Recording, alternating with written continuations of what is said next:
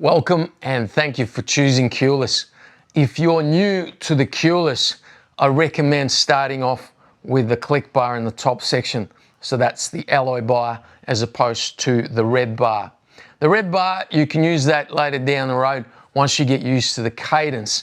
But the click bar is going to give you a nice, steady, slow, smooth cadence that you can begin working with it and getting used to that cadence. That also means that the top section is going to be as long as possible, or set it as long as possible. You will need to adjust the bottom to lower it so that the ball is actually at chin level. So when you're in your stance, in your fighter stance, knees slightly bent, you're punching straight rather than up or down. So you want it to be at roughly chin level when you're standing next to it. The other thing you want to do is check that the ball is nice and firm and top it up if need be. I generally top up the ball every few days when I'm training on a daily basis. I also highly recommend using boxing gloves for your training sessions. They'll protect your hands, but they will also make the Kewlus bounce so much better. So if you're ready to go, you've got your gloves standing by, let's get into it. Let's start by standing in front of a mirror if you can, so you can see your movements and make adjustments. First, let's get your stance right. You want your dominant side, the hand you write with, at the back, and the opposite side leading. Your feet should be about shoulder width apart, with your toes pointing slightly outward, giving you a strong base for balance and movement. Now slowly bring your hands up, elbows relaxed but close to your body. Your leading hand should be up, protecting your face, while your trailing hand stays near your chin, ready to guard and punch. Let's begin with some slow, controlled movements, focusing on the rotation of your hand. As you extend your leading hand forward, think of turning your knuckles over so your palm faces the ground.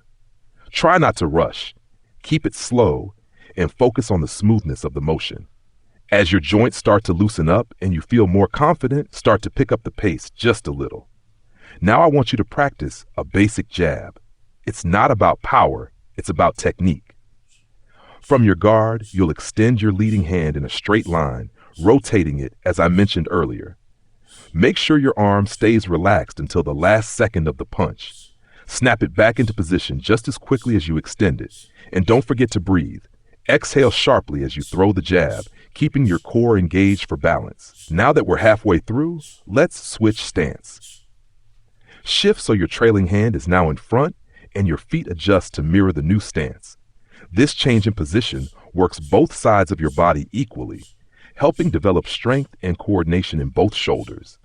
It also makes you a more versatile boxer, giving you the ability to switch stances during a fight to confuse an opponent or adjust your range.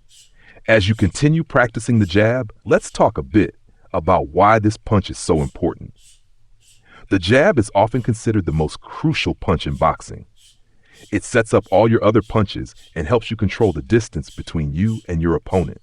A well-timed jab can disrupt an opponent's rhythm, create openings for bigger punches, or even be used as a defensive tool to keep them at bay. Famous boxers like Muhammad Ali and Larry Holmes were masters of the jab. They used it to dominate their opponents, landing quick, clean shots that wore them down over time. Keep practicing, paying attention to your breathing, form, and footwork. The jab should feel fluid and natural, not forced. Continue for as long as necessary to get comfortable with the motion and technique.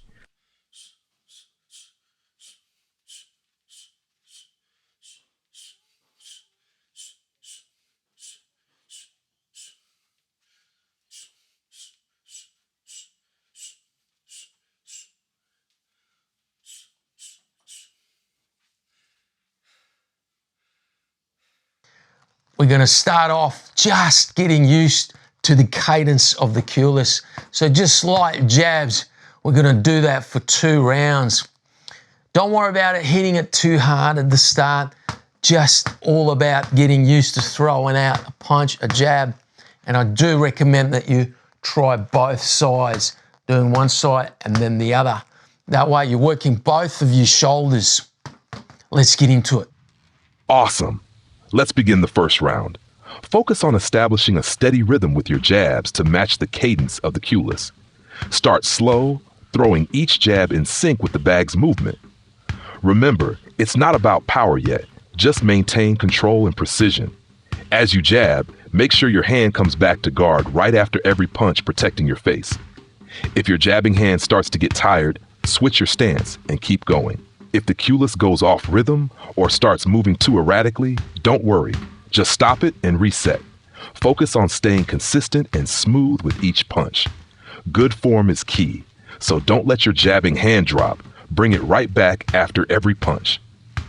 Now, as you're punching, let's talk about rhythm in boxing.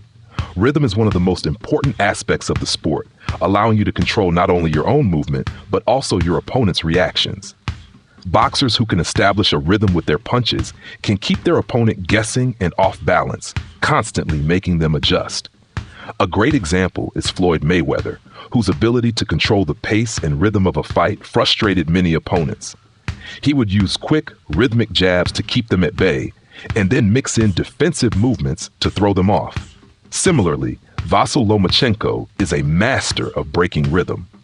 He often starts with a certain pace, then changes it unexpectedly, leaving his opponent unsure of when or where the next punch is coming. He can accelerate and decelerate his movements fluidly, which makes it extremely hard to anticipate or counter him. Rhythm helps boxers stay efficient, conserving energy and making their movements more effective. Without rhythm, a fighter might burn out quickly by throwing punches out of sync or at the wrong time. So, while you practice with the Kewlus, think of your jab as part of a dance with the bag, each punch flowing into the next. Now it's time to go hard for the final countdown. Here we go. Here we go. 10, go hard. 9, you're crushing it. 8, keep punching. 7, give it all. 6, stay sharp. 5, dig deep. 4, almost there. 3, finish strong. 2, nearly done. 1 time. Nice work. Take a moment to rest and recover. While you're resting, here are 3 fun facts about boxing. First, boxing was part of the ancient Olympic Games as early as 688 BC. It's been around for a long time, which shows how timeless and exciting the sport is. Second, Jack Dempsey was the first to use $1 million gate, pulling in a massive crowd and changing the way boxing events were marketed and attended. And third, Sugar Ray Robinson, one of the greatest fighters ever, once fought someone 3 times in the same month, demonstrating both his toughness and stamina. When you're ready, let's move into round 2, this time focusing on increased power in your jabs. Let's aim to really snap those punches with some force while still maintaining rhythm. If the Kewlus starts to swing more violently due to the power, don't worry, just reset when needed. A powerful jab is more than just a setup punch. It can do real damage and set the tone for a fight. Lennox Lewis, for example, had one of the strongest jabs in heavyweight history. His jab wasn't just a tool to keep distance, but a weapon that wore opponents down. George Foreman also had a devastating jab that could stagger opponents and set up his powerful follow-up shots. A strong jab makes your opponent think twice before coming in close, giving you control over the fight. It can disrupt their rhythm, break their guard, or even lead to a knockout if placed correctly. Developing power in your jab also strengthens your shoulder, arms, and core, making you more explosive overall. Now time to push hard for the final countdown again. Let's go. 10, go hard. 9, you're crushing it. 8, keep punching. 7, give it all. 6, almost there. 5, stay focused. 4, dig deep. 3, last push. 2, nearly done. 1 time, great effort. Take your gloves off and let's move into static stretching for our cool down. We'll focus on the neck, shoulders, and quads. First, let's start with rotations of the neck and shoulders. Slowly rotate your neck in circles, clockwise, and then counterclockwise. This helps release any tension built up during the workout. Now rotate your shoulders forward and backward in big, slow circles. Static stretching is great post-workout because it helps elongate the muscles, reducing stiffness and promoting recovery. Unlike dynamic stretches, which are best for warming up, static stretches help improve flexibility and relax the body after exertion. Next, let's stretch out those shoulders. Take one arm and bring it across your chest, using your opposite hand to gently pull it closer. Hold for about 30 seconds, then switch sides. This stretch is important to prevent tightness in the shoulders after all those jabs. Stretching like this post-workout helps avoid injury and maintains mobility, allowing your body to recover faster. Finally, let's move to the quads. Stand next to the punching bag for support. Grab one ankle and pull your foot towards your glutes. Keep your knees together and feel the stretch along the front of your thigh. Hold for 30 seconds, then switch legs. Stretching your quads after a workout helps maintain balance in your muscles and prevents cramping or stiffness. By using static stretching, you're allowing your muscles to cool down properly, which research shows is key for improving long-term flexibility and avoiding muscle strain. Great work today. You're doing an excellent job building up your skills and conditioning.